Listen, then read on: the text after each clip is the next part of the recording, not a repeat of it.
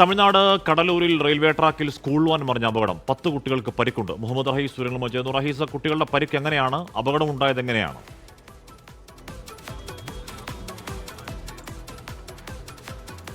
ആഷ്മി, കടലൂരിൽ അല്പസമയത്തിന് മുൻപാണ് റെയിൽവേ ട്രാക്കിൽ school bus മറിഞ്ഞ് 10 വിദ്യാർത്ഥികൾക്ക് പരിക്കേറ്റിരിക്കുന്നത്. വിരുദാചലത്തെ സ്വകാര്യ ആശുപത്രിയിലാണ് ഈ കുട്ടികളെ ഇപ്പോൾ പ്രവേശിപ്പിച്ചിരിക്കുന്നത്. രാവിലെയോടുകൂടി ഒരു സ്വകാര്യ സ്കൂളിലെ വാഹനമാണ് മറിഞ്ഞത്. അതൊരു ഈ കോൺട്രാക്റ്റ് ഒക്കെ എടുത്തിട്ട് സ്കൂൾ കുട്ടികളെ എത്തിക്കുന്ന തരത്തിലുള്ള വാഹനമാണ്, സ്കൂളിൻ്റെ ബസ്സല്ല. അപ്പോൾ അങ്ങനെ രാവിലെ കുട്ടികളുമായി ഏതാണ്ട് 15 കുട്ടികൾ വാഹനത്തിലുണ്ടായിരുന്നു. ഈ റെയിൽവേ ക്രോസ് കടക്കുന്നതിനിടയിൽ വാഹനം നിയന്ത്രണം വിട്ട് മറിയുകയായിരുന്നു.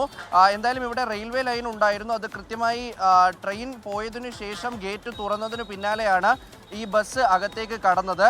അങ്ങനെ ബസ് മറിഞ്ഞു വീഴുന്നു.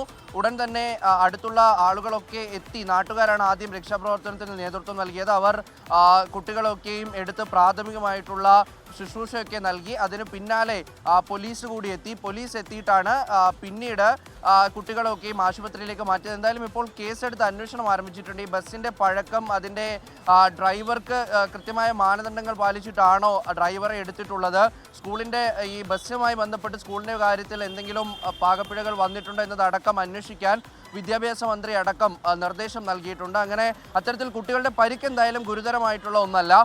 കഴിഞ്ഞ ഒരു മാസത്തിനിടെ ഇത്തരത്തിലുണ്ടായ ഒരു അപകടത്തിൽ കുട്ടികൾക്ക് സാരമായി പരിക്കേൽക്കുന്നത് നമ്മൾ കണ്ടിരുന്നു. കുട്ടികൾ മരിക്കുകയടക്കം ചെയ്ത ഒരു സ്ഥിതി തമിഴ്നാട്ടിലുണ്ടായിരുന്നു. എന്തായാലും ഇവിടെ റെയിൽവേ ഗേറ്റ് ഉണ്ട്, കൃത്യമായി തന്നെയാണ് അത് തുറന്നു നൽകുകയും അടയ്ക്കുകയും ഒക്കെ ചെയ്തത്. പക്ഷേ നിയന്ത്രണം വിട്ട് വാഹനം മറിഞ്ഞു എന്ന് പറയുമ്പോൾ അത് ബസ്സിന്റെ കാലപ്പഴക്കമോ അല്ലെങ്കിൽ ഡ്രൈവറുടെ അശ്രദ്ധയോ അല്ലെങ്കിൽ സ്വാഭാവികമായി സംഭവിച്ച ഒന്നാണോ?